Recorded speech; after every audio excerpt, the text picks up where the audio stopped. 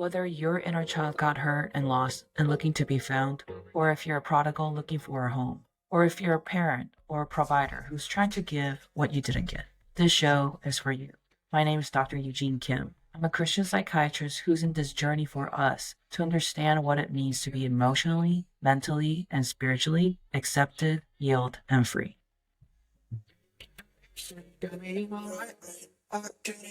Hey everybody, this is Dr. Kim from It's Like This podcast, and I have my dear friend and colleague, Dr. Conboy, here today. And I just wanted to kind of have a follow-up episode from our last one. Last one was about, I guess, our own kind of pressure that we have as a parent in this society today, where the society that's focusing on, oh, do you need to do this or don't do that? And you need to get this, formula or this multivitamin gummies. And we're just so bombarded with what to do and what not to do. But in that beautiful conversation, that was honestly very not rehearsed at all, right, Dr. Conboy? No. A lot of beautiful wisdom came where we have to know what works for us and who we are as a parent, because every parenting and focus and priorities will be very different, right? And I wanted to kind of have the follow-up episode because ever since that episode launched, there was a lot of incidents in my own practice, in our own friends, and in my own life where, okay, now you're trying to do your own style of parenting and focus on what you're good at and work on what you're not good at, sure. But you are literally parenting and raising a human being with their own willpower, with their own strengths and weaknesses. And sometimes it's very difficult. It's very difficult to put your foot down and have a perspective on how to guide this little person to be independent and resilient person.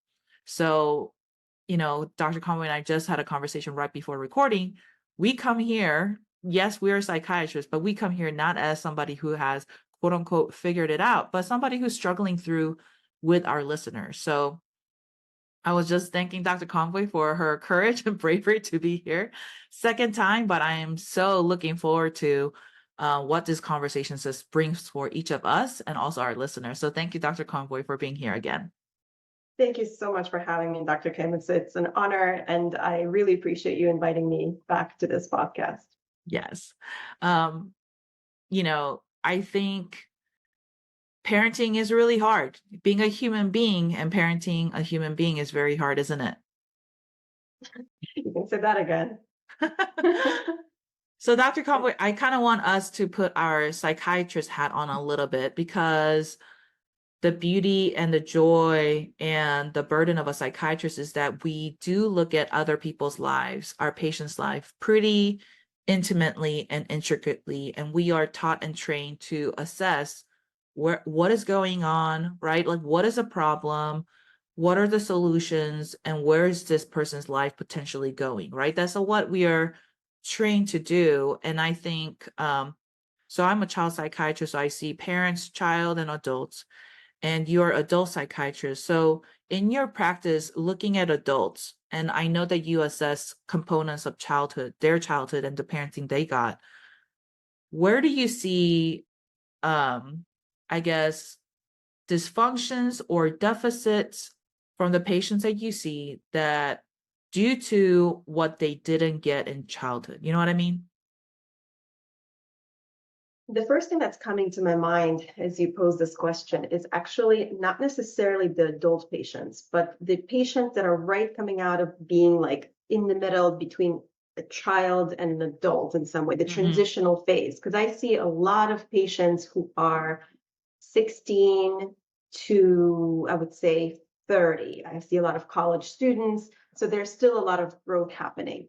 And one of the things that a lot of young people are struggling with is individuation and figuring out how much of the things they have on their plate is due to their parents versus to them, and how much control do they truly have over the current situation that they're in.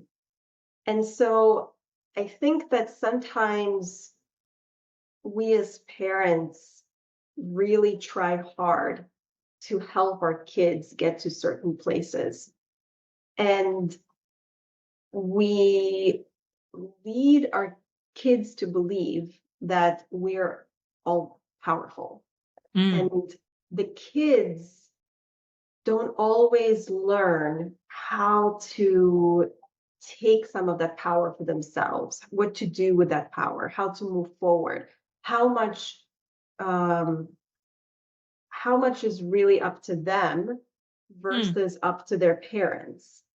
And one of my rules is to help the person learn what is in their what how much freedom do they have, how much freedom to choose, which I think honestly, if I really look at all my patients and all like just us as human beings, I think that's one of our existential uh, maybe not crisis is the right word to use, but existential thoughts that at some point we all come to is how much control do we really have over our lives and over ourselves versus how much is really outside of our control. And I think so just all of that um, on a smaller scale comes hmm. to how much control parents have versus how much control the kids have. And then how do they grow Absolutely. up to be into adults?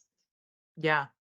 And I think a lot of times, I see from age 4 to 64, and some of the categorical dysfunction that I see in my adult patients is because their parents focus so much on performance or good and bad, that they don't know how to handle the bad or failures or mistakes or um on the flip side, they have a hard time celebrating successes and actually feeling good about themselves. And that kind of sets them up for a trap of, well, anything that I do is always bad, is always mistake. I'm always messing up and I'll never be good. And these kind of cycles of negative thoughts because it was A plus or nothing, in regards to grades, or it was first chair in orchestra or it's nothing, so these kind of binary, you know, sources of reward and punishment, it was really used as a form of discipline and inspiration, but it was so binary that patients had a hard time how to handle with the shades of gray of life. Absolutely. And you said something that just made me think of something. One of the things I work with a lot of people on is how to fail gracefully and how to do it in a way that doesn't have you feeling that this is a bad thing.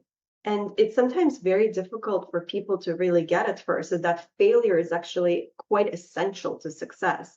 You Mhm. need to fail, and maybe not even once, not even twice, but many times in order for you to be able to learn and grow and just it brings you to a different level of existence when you know failure. And I have met quite a few people that are so scared of failure that it paralyzes them to do anything else, and it's heartbreaking. So I kind of wrote down some notes because there's plenty of other things that we can definitely talk about. But you mentioned the failure to launch and finding your own voice and finding your own interests and actually acting out on that, right? That courage to kind of act on that. If you were to insinuate, I'm guessing that you're not really working with the parents of the, failure to launch, transitional patients, but what are some of the parenting patterns that results in these insecurities and failure to launch and lack of individual awareness? From what I'm seeing, there's the helicopter parent type style where the parent just takes over every single detail of a child's life to a point where the child doesn't even know how to choose things or how to take care of oneself if they forget their lunch at home or if they lose something at home and it's found for them right away and they just have no idea even how to search for things. There's just little things in life Mm. that they're not used to doing that because their parents were doing it for them. And then the other thing that I'm seeing are the kids or the adults that had parents that were very harsh, and that the only way that they would get some sort of validation and love from their parents is when they performed, where Mm, they did something to get the attention of their parents, like that good grade, or just doing really well in a particular sport. And anything short of that would not get that love. And so their self-worth is really tied in that performance. And it really has them feeling that unless they do incredibly well, they will not be loved. yeah, yeah. And I think we're touching on two parenting pitfalls that I'm sure you and I also fall into, which is helicopter parents from not only choosing what is quote unquote good for our children, but also taking care of all the nitty gritty details so that they don't have to like lift a finger, right? Like that's the mindset Guilty. I of, definitely do it. oh yeah, me too, me too. And the other one is maybe not necessarily intentionally harsh, but having that all or nothing kind of praise and reward, or punishment and consequences, where I think a child has to perform either a perfectionist, like overachiever, to get that wink from a parent, or I would say, on the other hand, act out, throw massive tantrums so that you're getting some kind of attention, if at all, right? So there's Absolutely. a lot of, what I just said, especially about the consequences of acting out versus overachieving. There's a lot of nuances that we can go into, but I don't know if we can cover it in the in this episode. But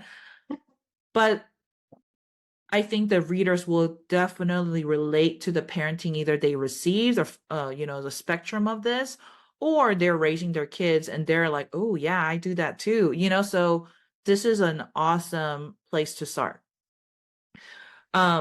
So you and I have kids in the age of, preschool to, early elementary school. So Hmm. I've been honestly enjoying this stage, and it challenges me and it checks me because now the kids are coming to me with their negotiation skills. If I say one thing, they're like, but mom, we did this, or what do you think about this? Right. And definitely the parenting that I said, I'm saying it because what I say go because I'm a mom, or I'm a dad. Like, I'm trying not to do that, but it is really hard to just deal with this, a lot of questions and opinions, so it's definitely taxing. How about you? Like, where are you in this, potentially, like, balancing, am I helicopter parent doing everything versus am I being too harsh, or it's so binary? Like, where are you in this um phase of your parenting journey? Perpetually drowning. So, so as you're speaking, I was like, oh my God, I definitely have these moments of where I say, because I said so. Okay, let's just Hmm. because I said so. And usually Hmm. that's at the end of my rope where the kids are asking me so many questions that I Yeah. just don't have any more patience or the time for that. Um, but I think that I definitely struggle between being a helicopter and being it's I want to give my kids the nurturing and the love, and I want them to feel all the love that I can give. And sometimes I'm struggling to find the boundary between giving a lot of love and being overbearing. And I Mm. think that with my personality, and I know myself a little bit, hopefully, Hmm. I think I'm at risk of being overbearing and over opinionated. Mm. And it's um, definitely a struggle as my younger one is entering first grade. She's definitely finding her own voice. And sometimes she calls me on my BS. Hmm. Uh, and I I sometimes have to say, kid, you're right on point there. You make a really good point. Um, and sometimes I really have to take a step back and allow my kids to be whoever they are without interfering. And that's really difficult, Mm-hmm. really difficult. Because once again, I don't always know in the moment of what is a nurturing or lack of nurturing and what is giving them freedom or being like maybe just neglectful. Like I don't know what is what at that moment. Of course, in retrospect, we will look back and say, you know what, now that I think about it, this is what I should have done. But in the Mm-hmm. moment, it's always really hard to make these decisions. Yeah. Um, I think I'm at a risk of over planning and being overly responsible. So I think if something goes bad in my child's life, then it's like it's all my fault. Like I didn't plan hard enough or detailed enough or far out enough that I think I'm at a risk of taking on that burden for me. And I'm gonna lead us to the second question of why why do we as individual parents, and I know the answer and I think you might know the answer to this, but why is there specific individual pitfalls for each of us, right? And I think you mentioned it, and I'll kind of share my perspective, and you'll kind of agree or disagree. My parenting that I received affected a lot to my parenting goals, when I had kids. It's sometimes traumatic events or neglectful events that I had as a child that made me promise to myself and my kids that I will not let my kids experience what I experienced. And a lot of times it's very reactionary with good intentions, but I think a lot of times, and I know that when there's traumatic events or neglectful events or painful events, we tend to overcorrect with our behaviors and thoughts and emotions. And sometimes it puts me in a rock and a hard place because now, kind of what you said is now I'm trying to control what I cannot control. And that pressure cooks inside my head, inside my heart. And sometimes that really puts in a hard place where I'm trying to protect my kids from my childhood and I'm overcorrecting it. But reality is, and I'm really grateful for my husband to remind me that it's like, your kids are not going through your childhood. Like he reminds me, he's like, they are not living through your childhood. So you're doing not better or worse job, but you're not doing what you think you're doing. You know what I mean? And that really releases the pressure for me. How about you? I just want to make a comment on this. I think it's incredibly common for people who did have, and you very well know this too, for people who have had traumatic events or just really difficult aspects of their childhood that come up, and then when we turn parents, we try our best, like you said, to negate those. And then what ends up happening sometimes, not with everyone, but Mm-hmm. sometimes what ends up happening is I hear people say, well, I don't beat my kids, but I don't hug them either. And Mm, I know I'm not a nurturer, but I don't beat my mm, kids at least. But like, that's great. You mm. don't beat your kids. That's wonderful. But at the same time, the person may be so concentrated on that aspect of not beating the child that other things get neglected, like Yes. other aspects of parenting are not addressed. And I don't know, I guess if you really look at the zoom out on a bigger scale, we're bound to mess up in some way as parents, and then we just there's going to be some sort of um fundamental gap of something that we're not offering to our child, that our child may go into their parenting experience if they choose to have children, to say, Mhm, well, my mom didn't do this or my dad did that and I will never do this, and then they don't do it, that part, but then mm, other parts get missed or mhm, gaps, mhm. and so Yeah. this cycle goes on and goes on and goes on. And I think that, of course, I have aspects of that in my life too, of where I had difficulties as a child, and then I thought to myself, you know what, I'm going to do my best to be otherwise. So even though in some ways nurturing, for example, comes very naturally to me, I also put a great emphasis on nurturing. I think it's in some ways a virtue to me.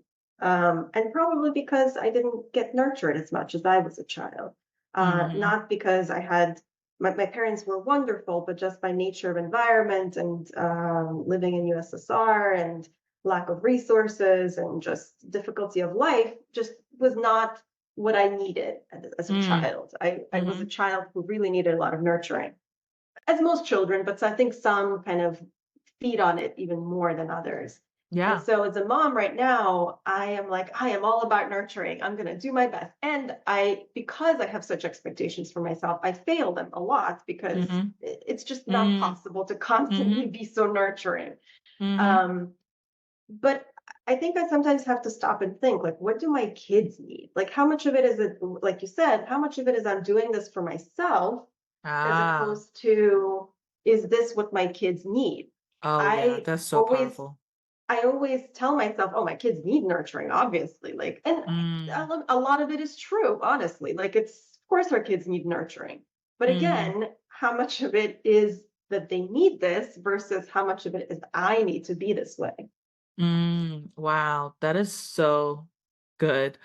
When you said, those people who's like, well, at least I don't beat my kids, so you're right. If we put our parents' performance as a benchmark of how well or not well we do, then we're gonna continue to cycle through overcorrecting one direction and overcorrecting to the other direction.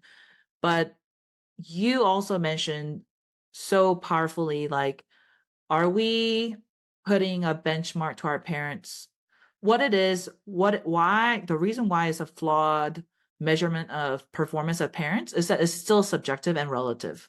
And I think what you're Mhm. getting at is that whenever we compare ourselves to our previous generation or the next door neighbor or what our parents say or what our spouse says, subjective opinions are opinions and they're relative and it doesn't really ground you to the middle. It always overshoots one way or the other. And that's why this traumatic cycle continues.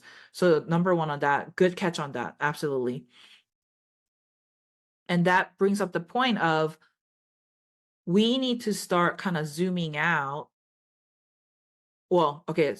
The second thing that you mentioned is like, how much am I doing this for me? And OMG, like I talk to so many therapist friends who say parenting, she said to me, parenting is a wonderful second chance at like reparenting yourself. And I think that's I think the destination that we want to go because I'm getting like chills because this is so Me true and too. so Me real. too. Like we cannot continue the cycle of performing parenting for other people, relative to other people, and subjected to other people's opinions because and we need some kind of grounding source that is a little bit more objective, a little bit more universal. And I think the goal is as a parent, we need to be perfectly parented so that we just stop the cycle of relativism. Is is that your heart of an inner child has to be full for you to Mhm. raise a next generation of wonderful inner child that has all their needs met. And I think the point that you mentioned is how much am I doing it for me? And a lot of times what I tell the parents is um when they have like, kids with problems or emotional anxiety or depression, and I always look at the parents and I say this many times, if you have $100, spend it on therapy for yourself. Don't spend it on the kid. And also I also start to say how well you do and how well you are mentally and emotionally, your kids can only get as well as you are. So so that's kind of I think the point that I wanted to explore with you is a lot of times because we love our kids so much, it elicits all the unmet needs and maybe trauma or neglect or thirst, for that inner child to be parented. And you're right, because I had to ask myself, how much planning am I doing in parenting and raising my kids and running the household? Because it gives me security and confidence that I didn't have versus my kids need. Because, so for example, I didn't get a lot of sit down eye to eye conversations with my parents and my grandparents or grandma because they were immigrants, they had their own stuff going on. So it was kind of like, oh, Eugene's just doing fine, or oh, she's not doing fine, so it was very fine or not fine kind of check-ins, so I didn't get a lot of attention and conversations. So I think, and as a child psychiatrist, I over talk to my kids, and my husband says, I think this is enough words for the day. So he had to kind of slow me down on attention. And I think so whenever I get that feedback, instead of reacting with, you don't know what they need, like, or whatever, maybe I can turn it around, say, Eugene, you needed that talk. Your little Eugene needed that talk. Maybe I can kind of take that moment to really see the needs that was not met in my childhood. But I think that's also really wonderfully okay because even though we are parents of our kids, we don't have to pretend that we're still not growing. And Mm, having kids is in some ways helping us grow. And yeah. so it's a never ending process. And I guess, I mean, I don't want to get too spiritual in this because everyone has their own beliefs and kind of how things are and how we connect to the universe at large. But I wonder if having a child in some way, shape, or form is meant not only for the child, but also for growth of people who are already present Mm, in the surrounding area. And the growth works both ways. And I think that's okay. I think hmm. that's actually not just okay. I think that's the Yeah. point. Hmm. And I think that we need to be really empathic about that to ourselves when we are growing with our children and being honest and transparent to our children and saying, you know what?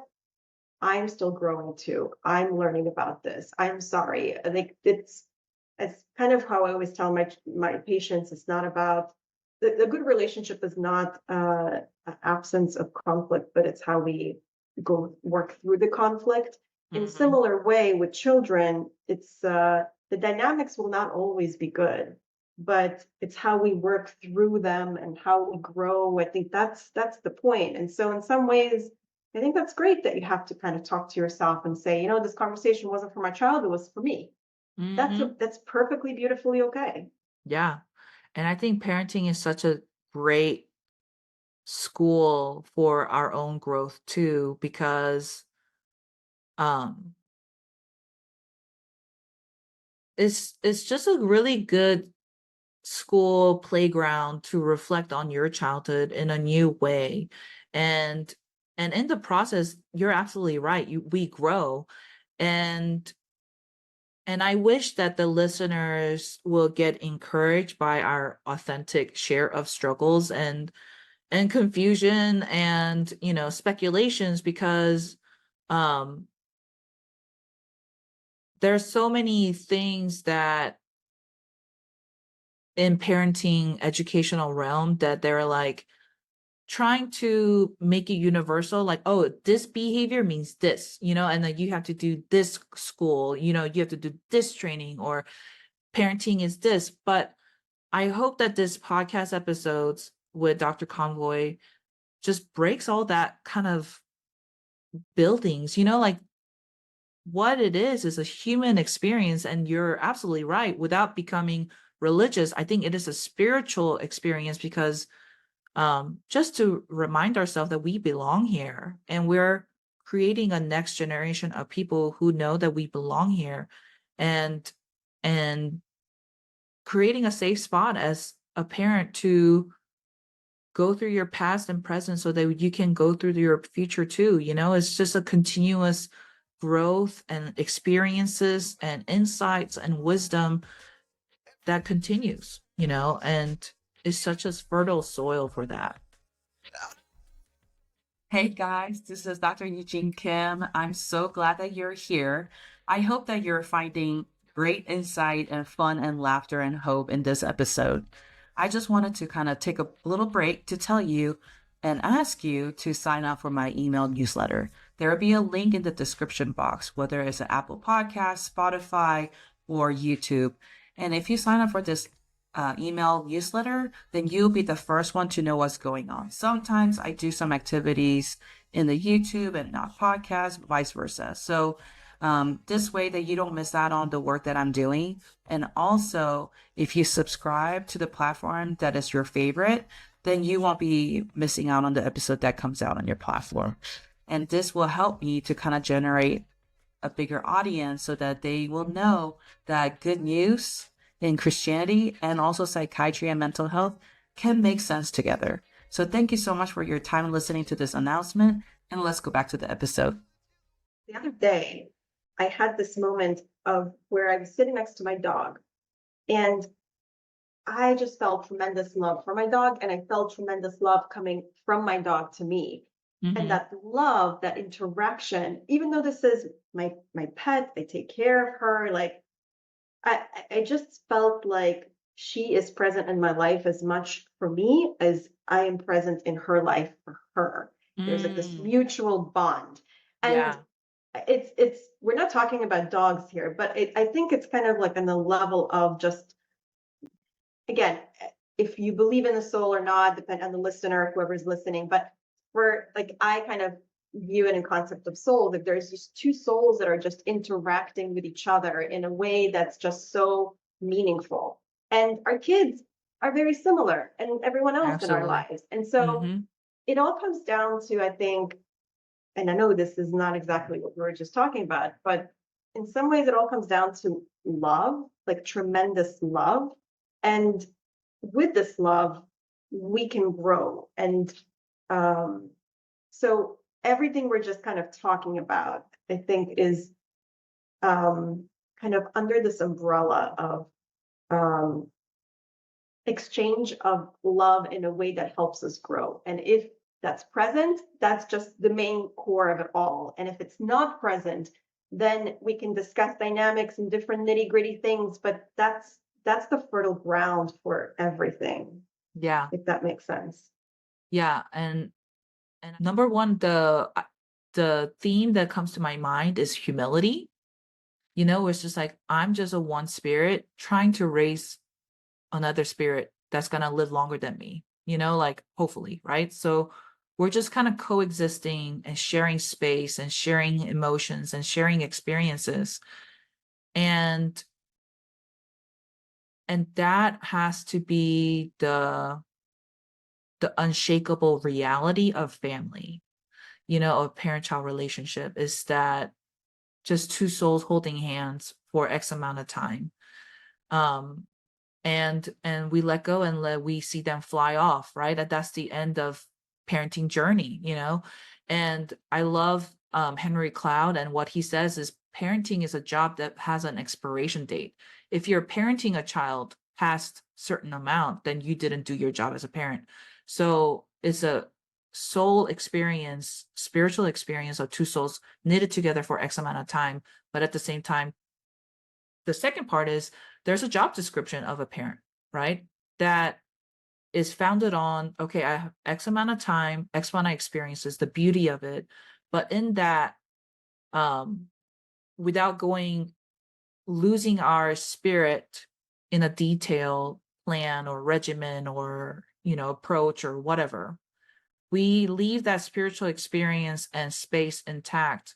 But I do have a job. And I think that's the role of love based and discipline and guidance, and um, letting them really be that individual person they are and they will be, and let's kind of shift on that. So we got the spiritual aspect of, yeah, like this is a beautiful experience that I'm growing as I'm learning you grow and I'm teaching you. But there's a second aspect, even spiritual, emotional growth of discipline and guidance with a goal of letting go and letting them fly, right? Like what are some of the stuff that we need to happen is, you mentioned nurture, I mentioned, provision, right? And we mentioned communication, all of that.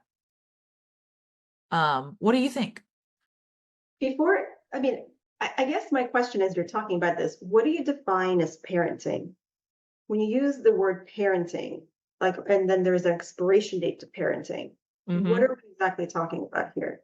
Maybe So, another way of it is like, if my two kids grew up and got married, right? How do I maximize their emotional and mental well-being and control and discipline so that they can be, I mean, they'll have their own troubles in their own marriages and parenting too, but having that enough tools so that they can mhm, build their own house the way that they mhm. wanted to, right? Yeah, no, thank you for explaining that. I guess what um, my question would be the next is, how do we parent as we get older? I mean, my mom is actually, today's her birthday. So she is past 70. And so I feel like somehow my parents still parent me in some way. So he differentiated the two of being a parent and being a mother or father. So you'll always be their mother or father. But parenting is kind of like more like a school. Like at a certain point, you have to graduate learning few skills. And some of the example that he kind Gotcha. of used was, um, and I think I saw this too, like before your parenting is like a police, and then you're, a caretaker, and then eventually you kind of graduate yourself as a parent to a coach, right? Like somewhere kind of far away, you're not playing in the Hmm. field, Hmm. you're kind of seeing them, you're giving them guidance. And then later is like a friend. It's like somebody that you kind of empathize with, you share stories with, but at the same time, you're kind of thing. And I think what the two aspects of, I think, when the parenting ends is that parents has to respect and trust their kids, and kids has to trust and respect their parents. And I think that's a graduation ceremony where mutual trust and respect is like, okay, like I trust that I gave you all the tools. It might have not been perfect, but I know that you have enough tools to make more tools and, respect whatever design of house that you want to build, that I trust you and respect you with that. Does that kind of make sense? Absolutely makes sense. And I guess I'm at a point in my parenting journey where this just seems like so daunting. They're so small. And the idea of them like graduating, I'm like, oh my God. And I guess it goes Mm-hmm. back to how much of it is it for me versus them. I think this is kind of where a lot of parents also get lost in, who am I once I'm no longer a parent? Mm. Or at least where my kids are no longer little and I have to take care of them. What is my life like? Who am I? What is my marriage like? What is this going on? Mm-hmm. Um, yeah, yeah. But I guess it's a blessing in its own way for us to figure out that journey when we get there. Yeah, absolutely. And it's actually very wise for us to talk about this before it happens, because a lot of times parents kind of do that helicopter parenting, and I'm sure you see it in your office, and they are technically adults and technically, supposed to be independent, all that stuff. And then parents are like, now what? And the kids are like, now what? So it is good to have this perspective, because it's a funny joke that we have in sometimes more common in the families and friends that I have is like, until you're 18, parents are always like, don't date, don't like any boys, blah, blah, blah. They're evil. They'll like hurt you. And then after 18, 20, they're like, when are you going to get married? So there's that disconnect because it's not gradual. So I Yeah. actually appreciate you and my journey just linked up in this conversation, but also our listeners, because I bet you a lot of listeners have little ones, but it's all about perspective. And I think this is just my forte. I plan way down 20 years down the You line. and me both. Um, so it's really good to have the perspective that we will be no longer parenting our kids at one point. So what do they need at this point, to graduate? And I think some of the stuff that we talked about is emotional resiliency, individualism, learning how to fail gracefully, learning to forgive, but also have boundaries of knowing what's your job and what's not your job. And we can get into that nitty gritty, but I think I want to kind of focus on the big picture today. One thing that, because my kids were little and they're gonna go into elementary school, um, and I'm looking at, the when I'm assessing like, well, are they gonna go to public school or private school or, charter school, or am I gonna homeschool? At every point in their life, I want to assess. And I talked to my neighbor, um, whose kids are, 18, 21. They have flown out and having successful life. And she was kind of sharing, she homeschooled her kids, and she told me, just don't do something that they don't want to do, because fighting them for the rest of your life is gonna ruin, your future relationship with your kids. And I really went home and thought, oh my goodness, I'm trying to figure out if they're gonna homeschool or private school and public school and middle school. But I forgot to take in the fact that by the time that they are in middle school, they're gonna have opinions and tell me, Mom, I think I should go XYZ because of XYZ, and we can have a conversation. And while that was so novel idea for me to like grasp around, it was kind of a relief for me to think, oh, there's going to be another competent human being that will kind of bounce back ideas and we can have a conversation about. So that actually helped me relieve some stress that I had to figure it out all by myself. But then how do we find balance between how much freedom we give them to speak up and make choices and versus how much do we say, no, this is not what you're doing and this is what I think you should do, given the wisdom and years of being on this planet. And I struggle with that myself. Mm, I definitely, as a child, remember as for myself, and I can't speak for my kids, obviously, but where I really, to this day, thought that my opinion was very important. For example, which was where my parents were trying to decide whether to send me to a private school versus to a public school. And I was really adamant about going to public school, and I won that one somehow. Not sure if I really won because of my arguments versus my parents' just the circumstances of that time. But to this day, I thought it was a really good decision, however mhm, it played out. But then I also have these memories of if I really had a choice, I probably wouldn't play the piano. I really didn't like it for various reasons. I was very anxious to play on stage, and I was forced to play on stage, and I had tremendous anxiety in playing in front of others. And I really, really strongly didn't like it. If my parents would have asked me, "Do you want to stop playing the piano?" I probably would have mhm, said yes. And mhm, now in retrospect, I look at it and I say, maybe not everything on that path was probably well thought out, and maybe I should have like maybe there were some things that would should have been different.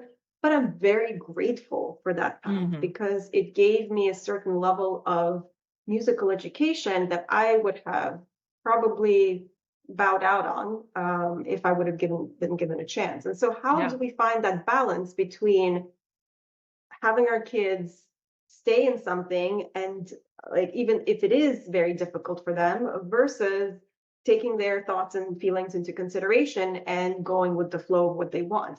I don't know the answer.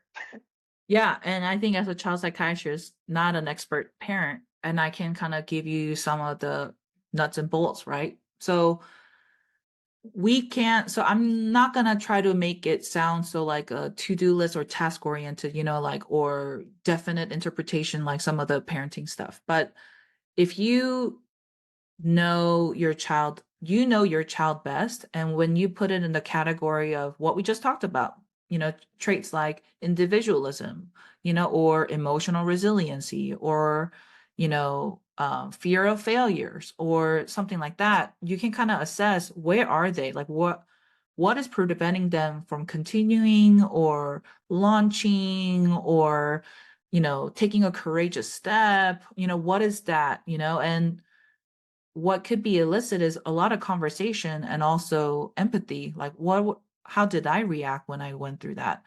Um, so if it is an obstacle that they have to eventually go towards, right? And I think for you, when you just said like piano, it's less on the focus on the piano, but your performance anxiety. Like I would be focusing on that, so as a parent, I'm like, okay, she doesn't want to do piano, let's say, because she doesn't want to be on stage, right? And if that's something that I want to kind of encourage and push my child towards, then I'll put a gradual kind of exposure therapy so that she can eventually kind of get over the performance, so that if it's not piano, then it's clarinet. If it's not clarinet, it's soccer, so she can kind of choose what she want to work on and based on what she likes. But you're getting over that fear of failure and fear of other people's opinions.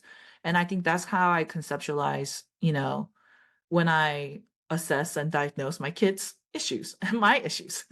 Um, and it's like perfect example is like my older kid is more in the introverted, anxious side, like me and my husband. And school year is about to start. So now he's having nightmares about performance anxiety for the spring concert that he had at the end of last year. And he's like, I don't want to go to school. I don't want to do spring concerts. So I'm going to, I just want to stay home and homeschool with you, so, I don't have to do that.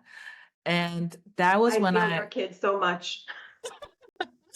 so this is what I said. I mean, this was going on for weeks and weeks and weeks. Every night he's coming out, Mom, I want to talk about the spring concert. Mom, I want to talk about the spring concert. Like I want to, do that. And I know his trait because it's in me too. Sometimes, I'm like, we're not going to talk about this anymore. I'm tired. Sometimes I did that. But there was a balance of structure because I said, given what our family structure is, homeschooling is not an option. So you have 3 options. So I laid out public school, another charter school, and the charter school that he's going to.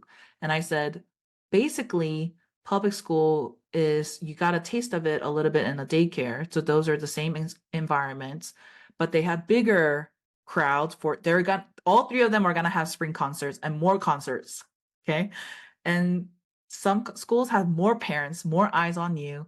And the school that you're going to is the smallest. So it's going to be least trauma for you. And then, so I said, there's 3 options. So I didn't give him the homeschool option, just because he said that. And this is what I can, offers that I can give you. And these are pros and cons of 3 schools.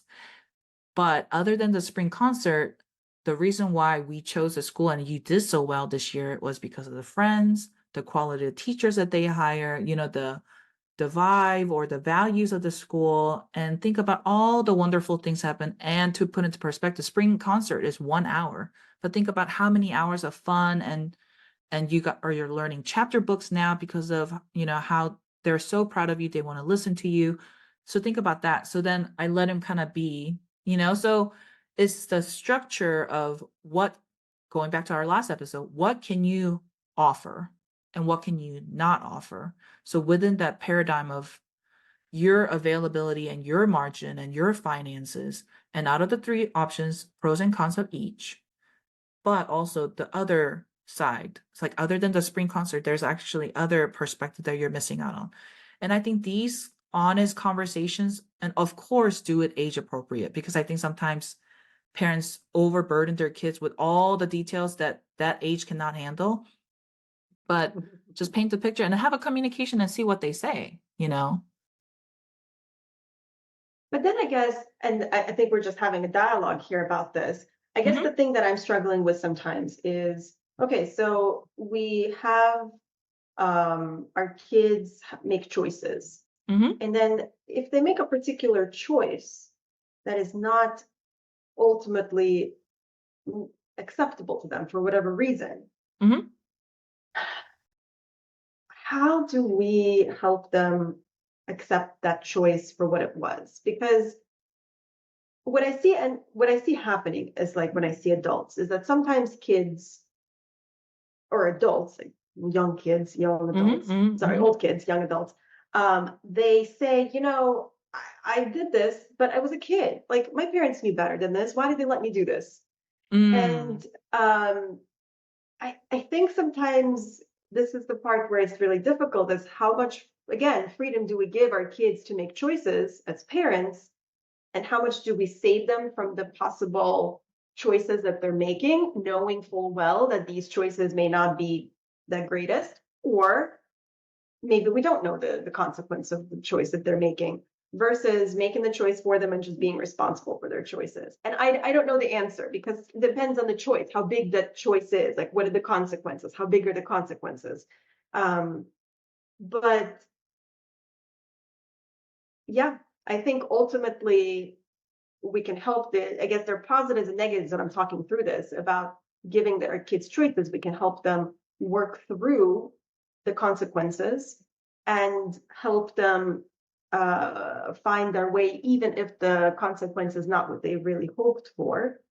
Um, but then there's also a risk, depending on the child's personality, of whether we're going to be the bad guy in the story with the Yeah. choices that they're making. Mm-hmm. And so the Boundaries with Kids book does a really good job of setting natural consequences and letting them kind of take the consequences. So, um, one thing that I always tell people is do not rescue your kids from consequences. I don't think that does any good, actually. Um, Now, how harsh we are with the consequences, I think, is the gray scale of gray because what ends up happening a lot of times is parents tend to rescue up until a certain point, and when it goes too far, there's like, oh, I tried to rescue you and you continue to do this, so I'm off, right? So then it really becomes a very binary kind of approach. But I think you have to let them suffer or deal with the consequences based on their decisions. So little things that I do, with our age level kid is they say, like for dinner table or lunch table, it's like, oh, mom, I'm full. I want to go play with Legos, right? So they don't eat their full amount, and they get hungry like 2 hours later. And for them, when they're younger and when they're 1 or 2, of course, I'll be like, oh, okay, fine. Like you can have a snack. But when they're 3 or 4, I tell them, okay, like take a deep breath and ask your tummy if it's full for the next few hours because there's no kitchen's closed until the next time, and they say, no, it's full, or, oh, okay, I can have like a few more bites, so I train them. And actually, if they're hungry and I say, and of course I don't stretch it out to 4 or 5 hours, but reasonably like 2, 3 hours, they were like, oh, can I eat this snack? Can I eat this snack? Can I eat this snack? I was like, well, sorry. So remember I asked you to assess your tummy to see if it's full. Well, the next time is snack time is in 30 minutes. Do you think we can wait 30 minutes? So that you're setting the consequence and not rescuing them, Mhm. and letting them feel that discomfort of, okay, next time I'm going to have, and then we use words like protein, fiber keeps you full. So do you think, you're having balanced meal? What do you think you can add, if you just want candy? So these are kind of like tricks and stuff. But that's kind of easy, but something that started happening when they're older is also lying. And 1, 2, 3 Magic is a great book about lying, but they don't go into lying. Or it's a disciplinary book, but one thing that I started to say to my older kids as they get older is, a lot of times, you don't catch them red-handed because when they do, they're more likely to lie. So then it's like if your comment is like, hey, I already talked to the teacher about the incident report. Do you want to tell me what happened in your own story? And and then let's say that they lied and say, this is what I heard, and I'll let you keep your story. But I'm telling you, if there's a lot of patterns of stories not mixing well, then it's going to be really hard for me to trust you next time. So um, building that character of how you present yourself and choices that you make is a platform for what conversation we have next if this continues to repeat. So, that's kind of how I visualize and conceptualize. We are building characters, and within our frame. And I also let them know I'm not God. I don't know what happened at school. And I heard the teacher's version and I want to know your version. But if there's a pattern of always disagreeing, then it's going to be really hard for me to listen to both sides and still make both sides make sense. You know what I mean? I love that. And what if they ask you, well, how do you continue trusting the teacher and not me? And I don't trust the teacher. So I also put in the teacher context. It's like they're, keeping 30 kids alive, for X amount of Mhm. hours. they are gonna miss some details. And so there's so many caveats of like what I'm trying to instill in Hmm. my children. And I say, I know, like I don't tell them that I know that teachers are lying or they don't see everything, but I say you might get in, like, for example, like self-defense, right? Like you might get in trouble for hitting other kid after they hit you, even when we told you to stop. Tell the kid to stop multiple times. But when you tell us that you did it in self-defense, mommy and daddy will never punish you for that. So there's a little bit of, security and support that they have is like, okay, if it was a tricky situation, my parents will not punish me for self-defense, and so there's a balance of character, self-control, and also unconditional support, platform for trust and respect that I don't know if I do it. I mean, you can ask my husband. I don't do this perfectly, but conceptualizing it is that I'm parenting them to tell their truth. And I let them know sometimes people not believe your truth, but that's okay, you know? I love that. This is amazing. Everything you're saying is just it obviously shows you work with kids because you have the wisdom of like wording things so clearly and putting things into perspective for kids that I think all of us as parents struggle with at some points. Yeah, I mean, I am really grateful for child psychiatry training because, so I hope that this episode kind of gives a little bit of framework that it doesn't have to be this and that and this and that, but really, like you said, kind of going back, we're spiritual beings. We have a spiritual being in front of us. We have a goal mindset of what do we want to accomplish in their life, building character, trust, respect, individualism, emotional resiliency, right? Planning, problem solving, all these things. How do we make them into an adult? And I hope that, through our authentic, vulnerable conversation and struggles, that it's not a to-do list, but a conceptualizing, oh, yeah. And I think, if there's any take-home point from this episode is like we have to be so aware of what is it eliciting in our past, in our body, in our mindset, in our personal history that is not necessarily related to them graduating from our household, in 10, 15 years. Absolutely. And I think also to all of this, it just also depends on the child and the parent and what the consequences are. I guess we just can't use a blanket rules for everyone here. It truly depends on the situation, which kind of puts us back into this gray area zone of where we kind of have to exist is with every situation, even with the same child and the same parent, depending on the situation, the answer may be different of how much Mm, struggle do you let the other person have? How much is it really about us versus them? How mhm. much like it's a constant reevaluation of what is going on. And if we Yeah, approach the situation from curiosity as opposed to a set way of how things should be, then absolutely. perhaps would be able to arrive to a conclusion maybe is too strong of a term, but maybe some sort of a working solution to to better aid our children's growth and maybe also in some ways not undermine ourselves in the situation too. Also Yeah. figure out how much do we need and is it okay, maybe we are doing this for ourselves, but maybe part of it is okay that we're doing this for ourselves too, Mhm. something that we Mhm. do. And so this is a like I guess it's so complex. What we do is complex, but living Yeah. is even more complex. I mean, psychiatry is just I guess a way of trying to help people live in various aspects. So Yeah. As we're just so figuring out how to live for ourselves, which is exactly. a craziness. I would say just word of advice whenever you're doing, whenever you hear this episode or whatever, is but do it really gradually. And I think the power of doing it gradually is you're going to be filling up your inner child that was unmet so that you're no longer reacting as fast as you did before. And I think the power of doing it gradually is also that you can celebrate your growth as a parent just as you're celebrating your child's growth as they're building character and resiliency and self-control. I'm clapping here just because that was so well said. I love it. Yes. Yeah. Celebrate your own growth as you're celebrating your kids' growth. Yeah. I mean, that's the whole point, and that's what it makes it fun and beautiful.